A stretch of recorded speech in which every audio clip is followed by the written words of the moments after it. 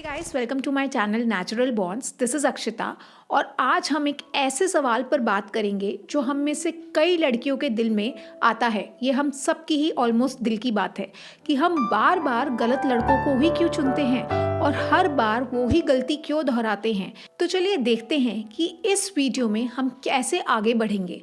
सबसे पहले हम इसकी जड़ तक जाएंगे कि रूट कॉज क्या है, कि आखिर हम गलत लड़कों को ही क्यों चुनते हैं। वो कौन से ऐसे पैटर्न्स हैं जो हम बार बार दोहराते रहते हैं और वो ही गलती करते रहते हैं।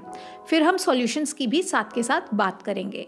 वीडियो के एंड तक आप इसको ज़रूर देखें क्योंकि हो सकता है कि यही वो पर्सपेक्टिव शिफ्ट हो जो आपकी ज़िंदगी बदल सकता है। सबसे पहले हम बात करते हैं कि why do we seek love. ज़रा रुक कर सोचिए कि हम प्यार क्यों चाहते हैं, क्यों हमें किसी की ज़रूरत महसूस होती है जिसे हम थाम सकें, जिसका हाथ थाम सकें, जिसके साथ अपनी ज़िंदगी बिता सकें। ऐसा इंसान हमें चाहिए क्यों है। सच्चाई ये है कि इस सवाल का जो जवाब है वो उतना रोमांटिक नहीं है जितना हम सोचते हैं और यही सच्चाई अक्सर दिल भी तोड़ देती है। So why do we love somebody. ज़्यादातर लोग प्यार इसीलिए ढूंढते हैं क्योंकि वो अपने आप को अधूरा महसूस करते हैं।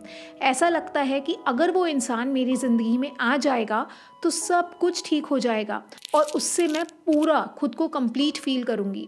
ये सोच न तो सिर्फ गलत है बल्कि हमें हार्ट ब्रेक की तरफ भी ले जाती है। जब आप किसी पर अपनी खुशी को लाद देते हैं तो आप अपने रिश्ते की जो नींव है वो डिपेंडेंसी पर रख रहे होते हैं, ना कि सच्चे प्यार पर। ऐसा रिश्ता फिर प्यार बांटने के लिए नहीं होता बल्कि जिंदगी काटने के लिए बन जाता है। देखिए, सच्चाई ये है कि रिश्ता कोई कंपटीशन नहीं है जहां दोनों पार्टनर एक दूसरे के खिलाफ हों। लेकिन जब आप ये मानकर चलते हैं कि दूसरा इंसान ही आपको पूरा करता है तो आपने एक्चुअली अपने कदम पहले ही गलत दिशा में रख दिए होते हैं। क्योंकि ये जो फिर डिपेंडेंसी है ये आपके जो दिल टूटने की जो संभावनाएं हैं उनको बढ़ा देती है, क्योंकि आपको हमेशा डर लगा रहता है कि कहीं वो मुझे छोड़ के ना चला जाए। आपको फिर हमेशा बैकफुट पर ले जाती है आपकी ये डिपेंडेंसी और आप कहते हैं कि जो सामने वाला इंसान है, जो मेरा पार्टनर है, वो बहुत डोमिनेटिंग है। ऐसा नहीं होता, आप खुद ही इनसिक्योर हैं। अगर कोई और आपको पूरा करता होता तो उनके जाने के बाद क्या आप फिर से अधूरे हो जाएंगे? इस बात को ज़रा सोचिए। ये नज़रिया आपके रिश्तों को बहुत फ्रेजाइल यानी कि कमज़ोर बना देता है, जबकि रिश्ते तो मजबूत पार्टनरशिप पर टिकने चाहिए। इसीलिए जो नींव है रिश्ता बनाने की वो ही गलत है। Actually you are complete in your self. अगर देखा जाए तो ये कोई मोटिवेशन के लिए मैं यहाँ पर नहीं बोल रही हूँ, ये तो बहुत ही बड़ा एक स्पिरिचुअल फैक्ट है।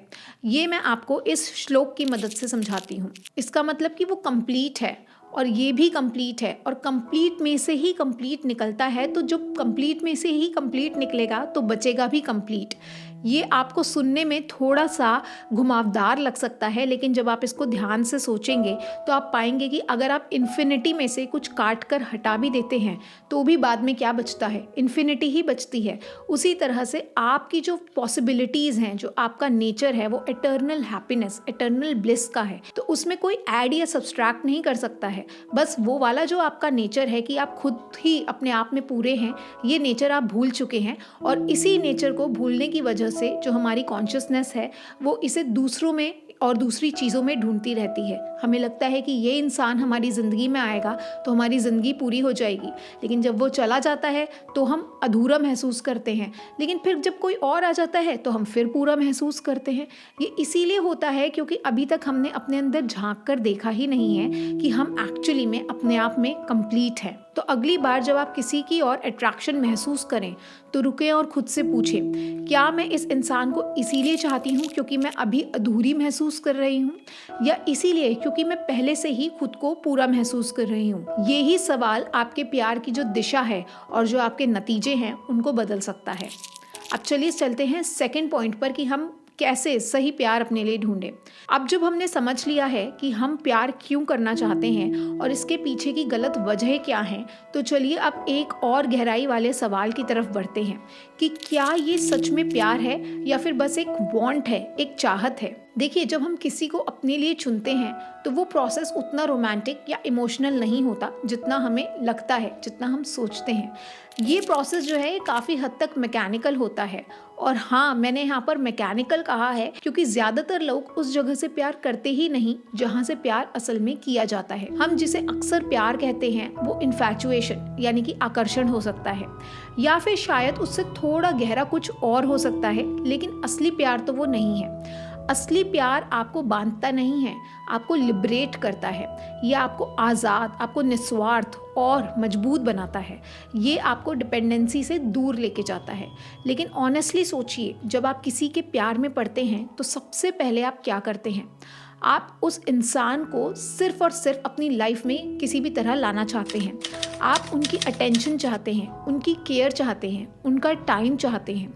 हम इतने फोकस्ड हो जाते हैं उन्हें पाने पर कि वो प्यार कम और एक अंदरूनी चाहत, एक अंदरूनी वांट ज़्यादा बन जाता है। वांटिंग के साथ प्रॉब्लम क्या है, अब ये देखते हैं। अब यहाँ पे प्रॉब्लम ये है कि ये जो चाहत है ये उतनी आसानी से जाती भी नहीं है। ये इनसिक्योरिटीज़, फियर्स और उस बिलीफ से जुड़ी होती है कि किसी को पाने से सब कुछ ठीक हो जाएगा। लेकिन असली प्यार ऐसा नहीं होता। Real love is not like that.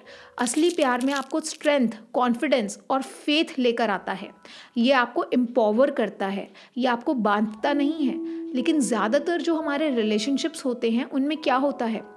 प्यार लिबरेशन की जगह हमें इनसिक्योरिटी और फियर देता है कि कहीं वो मुझसे दूर चला गया तो, अगर उसने मुझे छोड़ दिया तो क्या होगा, अगर हालात ने हमें अलग कर दिया तो क्या होगा, अगर घर वाले शादी के लिए नहीं माने तो क्या होगा। तो आप खुद बताइए कि ये क्या प्यार है या अटैचमेंट है या इनसिक्योरिटी ऑफ लूजिंग है। जब तक हम अपने माइंडसेट में पाने से देने की तरफ नहीं बदलेंगे तब तक हमारे रिलेशनशिप्स हमेशा शेकी, इनसिक्योर और फियर से भरे हुए होंगे। तो चलिए अब हम जानते हैं कि ये कैसे पता लगे कि ये प्यार है या फिर इन्फैचुएशन है। इसके लिए आपको एक बात समझनी होगी कि हम कैसे किसी को प्यार करते हैं। ये एक प्रोसेस है जो कि मैंने कहा था कि आपको सुनने में अच्छा ना लगे, बट बड़ा मैकेनिकल प्रोसेस है जो हर किसी के साथ लगभग एक जैसा ही होता है। जब हम कहते हैं कि I love him for who he is, तो असल में क्या ये सच है? शुरुआत में हम किसी की तरफ क्यों खिंचते हैं, क्यों किसी की तरफ हम आकर्षण महसूस करते हैं? क्योंकि वो हमें फिजिकली अट्रैक्टिव लगते हैं, अच्छे लगते हैं। इसमें कुछ गलत नहीं है, ये तो सिर्फ एक ह्यूमन नेचर है। अब प्रॉब्लम यहीं पर शुरू होती है जब हम इस अट्रैक्शन को प्यार समझ लेते हैं और उस बेसिस पर हम रिलेशनशिप बनाना शुरू कर देते हैं, बिना ये समझे कि एक्चुअली में इसके पीछे का रीज़न क्या है। इसका पैटर्न कुछ ऐसा होता है जो अभी आपको इस फ्लो चार्ट में दिखेगा। सबसे पहले हमें सेंसरी इनपुट मिलता है कि आपने किसी को देखा या सुना और तुरंत एक स्पार्क आपको फील हो गया। उसके बाद जो आपका माइंड है वो एनालाइज करने लगता है, लॉजिक ढूंढने लगता है। आपका दिमाग उनके लुक्स, स्टाइल या फिर एनर्जी को एनालाइज करता है और ये डिसाइड करता है कि ये इंसान मुझे पसंद है। उसके बाद फिर आप एक्शन लेते हैं, आप उन्हें अपनी लाइफ में लाने के लिए कदम उठाने लगते हैं, सोच विचार करने लगते हैं, प्लानिंग करने लगते हैं, अक्सर बिना ये सोच विचार किए कि इसके पीछे का रीज़न क्या है और इसका आउटकम क्या होता है। आप इमोशनल कमिटमेंट कर लेते हैं, लेकिन लेटर ऑन रियलाइज़ करते हैं कि शायद ये इंसान आपके लिए सही नहीं है। तो अब हम ऐसा क्या करें कि हमें पता लग जाए कि क्या ये रियल लव है या फिर infatuation? Simply answer the why. अब सवाल आता है कि जो द व्हाई है उसको समझने के लिए सही तरीका क्या है, और ये कैसे पता करें कि जो फीलिंग्स हम महसूस कर रहे हैं वो असली प्यार है या बस एक फीलिंग है जो कि कभी भी जा सकती है। उसके लिए सबसे पहले you should stop and reflect. किसी पर अट्रैक्शन महसूस होते ही तुरंत आप एक्शन लेने की बजाय ज़रा सा थम जाएं, थोड़ा पॉज लें। ऐसा करना ज़रूरी इसीलिए है क्योंकि इमोशंस अक्सर आपको गलत डिसीजन लेने पर मजबूर कर सकते हैं। जब आप पॉज लेते हैं तो आपको अपने फीलिंग्स को एनालाइज करने का और सही डिसीजन लेने का समय भी मिलता है, थोड़ा स्पेस भी मिलता है। उसके बाद खुद से कुछ सवाल पूछें कि क्या मैं इस इंसान को सिर्फ फिजिकल अपीयरेंस से अट्रैक्टिव समझ रही हूँ, इसीलिए मैं उसे अपनी लाइफ में लाना चाहती हूँ। फिर आप अपने आप से ये सवाल भी पूछ सकते हैं, जब अगर आप उस इंसान को थोड़ा सा जानते हैं तो, कि क्या ये इंसान मेरे वैल्यूज़ और गोल्स के साथ अलाइन करता है। सी एक रिलेशनशिप तभी मीनिंगफुल हो सकता है जब दोनों पार्टनर्स के जो वैल्यूज़ हैं और गोल्स हैं वो अलाइंड हो। अगर ऐसा नहीं होगा तो जो फ्यूचर हैं उसमें कॉन्फ्लिक्ट्स होने की संभावनाएं बढ़ सकती हैं, और कॉन्फ्लिक्ट्स में आपको पता ही है कि जो रिलेशनशिप होता है उसका क्या अंजाम होता है। फिर आप अपने आप से पूछें कि क्या मैं इस रिश्ते में अपनी हैप्पीनेस की जिम्मेदारी दूसरे पर डाल रही हूँ? क्या दूसरे को मैं रिस्पॉन्सिबल मान रही हूँ अपनी हैप्पीनेस के लिए? अगर ऐसा है तो ये आपके लिए एक रेड फ्लैग है। खुद से पूछें, क्या मैं इस रिश्ते में हैप्पीनेस देने आई हूँ या सिर्फ हैप्पीनेस लेने आई हूँ? तो अब जब हमने ये सवाल अपने आप से थ्योरेटिकली पूछ लिए हैं और उनका कुछ हमें थोड़ा बहुत आंसर भी मिल चुका है लेकिन पूरी क्लैरिटी नहीं आई है, तो अब हम थोड़े से एक्शंस भी लेंगे। तो इसके लिए क्या कर सकते हैं, आप राइटिंग कर सकते हैं। आप अपने थॉट्स और अपने इमोशंस को एक नोटबुक में लिख सकते हैं या फिर अपने लैपटॉप पर भी लिख सकते हैं। जब आप अपनी फीलिंग्स को आर्टिकुलेट करते हैं तो आपको क्लैरिटी मिलती है, और जब ये आपको क्लैरिटी मिलती है तो आपको पता लगता है कि अरे जो मुझे थॉट आया था वो थॉट जो है वो मेरी टेंडेंसी पर बेस्ड था, कि शायद इस समय मैं अपनी ज़िंदगी में एक प्यार खोज रही हूँ, इसीलिए मुझे ये आकर्षित लग रहा है इंसान, और इसीलिए मैं इस इंसान के साथ एक रिलेशनशिप बनाना चाहती हूँ। जब इस तरह से आप राइटिंग करते हैं तो सेल्फ एनालाइजिंग करने का आपको मौका मिलता है, और उससे आपको ऐसे ऐसे सच अपने बारे में पता लगते हैं जो शायद आप सुनना नहीं चाहेंगे, लेकिन जब आप वो सच सुनते हैं या जब वो आप सच जानते हैं तो अपने आप सही राह पर भी चलने लगते हैं। ये सब अगर आपको और ज़्यादा हेल्प चाहिए किसी से, तो आप अपने अनबायस्ड फ्रेंड से भी बात कर सकते हैं। किसी ऐसे इंसान से या ऐसे मेंटर से बात कर सकते हैं जो कि आपको आपकी सच्चाई दिखाता है, और शायद वो आपको इसीलिए पसंद भी नहीं आता। सही समय पर सही इंसान का इंतज़ार करना गलत इंसान के साथ जल्दबाजी करने से कई ज़्यादा बेहतर होता है। ये बात आप दोबारा तिबारा ज़रूर सुने। जब आप खुद से द व्हाई पूछते हैं तो आप अपने डिसीजंस को सुपरफिशियल फीलिंग्स से नहीं बल्कि डीपर अंडरस्टैंडिंग से गाइड करते हैं। सो थ्रू नेचुरल बॉन्ड्स मेरी हमेशा ये ही चाह रहती है कि कैसे मैं आपको ये बताऊं कि छोटी छोटी जो टेक्निक्स हैं उनको यूज़ करने से पहले अपनी ज़िंदगी को बेहतर बनाने के लिए आपको खुद को जानना बहुत ज़रूरी है। सेल्फ हेल्प बुक्स तो आपको बहुत मिल जाएंगी, लेकिन जो सबसे बेस्ट हेल्प बुक है वो आप खुद ही हैं अपने लिए। इसीलिए अपने आप को पहले पहचानें और फिर किसी और इंसान को अपनी ज़िंदगी में लाने की कोशिश करें। So if you have come to this extent in the video, then I am sure that you must have liked it.